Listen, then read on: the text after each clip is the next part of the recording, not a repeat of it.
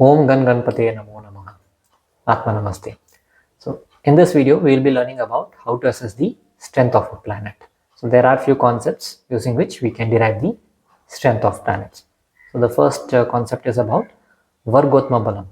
Vargotma means when a planet is in the same zodiac sign in both the Rasi chart as well as the Navamsa chart.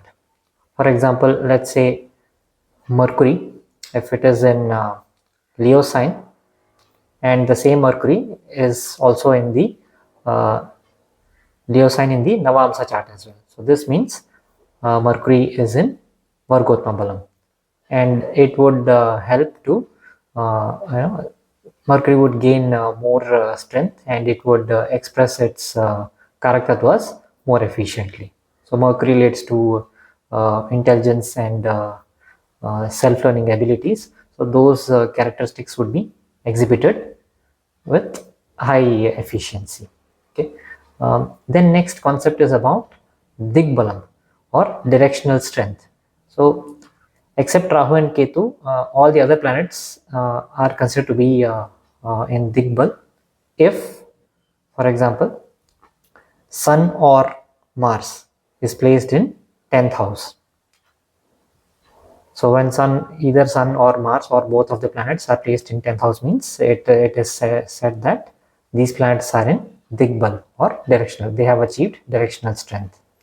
Then if Moon and Venus are in 4th house means we can say that these planets have achieved its directional strength or they are in Digbal. Then if Mercury and Jupiter are in your 1st house means it is said to be Digbal.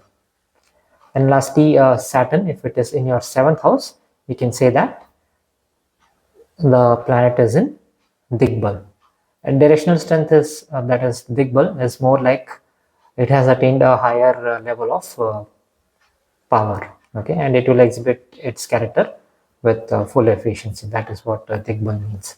Then next is about the Kendra Balam. So Kendra Sthan or in a chart refers to the 1st house, 4th house, 7th house and 10th house. And if there are any benefic planets in the 1st house, the 4th house, 7th house or 10th house means we can say that it has achieved Kendra Bal. Let's say if there are malefic planets means it is not a highly auspicious placement, but if there is an aspect of a benefic planet, say Jupiter or Venus's aspect on Ketu, which is in 4th house means we can say that it is a good placement. Okay. Then next is about a planet being in its own house, okay, which is known as Archie. For example, the ruler of Aries house is Mars, and if Mars is in Aries itself, we say that it is in its own house and it has attained its high power. Okay, so we say that Mars is strongly positioned. Then next is the concept of exaltation. So for exaltation, there is a chart. I can show you that.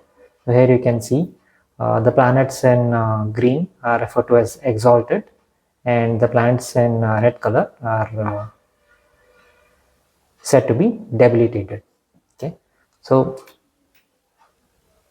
exalted means it has attained the highest power in that particular zodiac sign. So for example, Sun has attained its highest power in the sign of Aries, followed by Moon in Taurus, Rahu in Taurus as well, Jupiter in Cancer, Mercury in Virgo, Saturn in the sign of Libra, Ketu in the sign of Scorpio. So likewise, you can see the complete list. The planets in the red means debilitated. Debilitated obviously means it has lost its strength, but there are certain cases or rules which would be applicable, and it would mean that the debilitation has cancelled. So we will see a detailed explanation about exaltation and debilitation in a separate video because it's quite a large concept, so we'll cover that separately. But for now, you can just make use of this chart and keep it in mind. Okay, so we can see that Mars is exalted in the sign of Capricorn, and Venus, it's exalted in the sign of Pisces. Okay, then next is the concept of Suyacharam. Suyacharam means if a planet is in its own nakshatra. For example, let's take the case of Mercury. If it is placed in the house of Scorpio in Ketai nakshatra. Now, Ketai nakshatra is Mercury's nakshatra itself. So, meaning Mercury is in its own nakshatra. Despite being in Scorpio house, it is in its own nakshatra. So, it means it has achieved its high strength. Okay, so we can say like that. Now, next concept is about the exchange rule, or also called as parivartana. Let's take this with an example. For example, if Mercury is in Pisces house or Pisces zodiac sign, and Jupiter is in the sign of Gemini. So this means we know that the ruler of Gemini is Mercury and the ruler of Pisces is Jupiter. And since both of them are in each other's house, they interchange. So they go to their respective houses. So this is called parivartana. Although in the chart they are positioned in the opposite houses, but they interchange each other, and we can derive a different prediction based on such a planetary position. Okay. Then next comes the concept of the 6th house and 8th house. That is, the 6th house and 8th house are called hidden houses or disappearing houses. Meaning, here, if a malefic planet is positioned, it will give better results, because 6th and 8th house is related to small issues and big issues.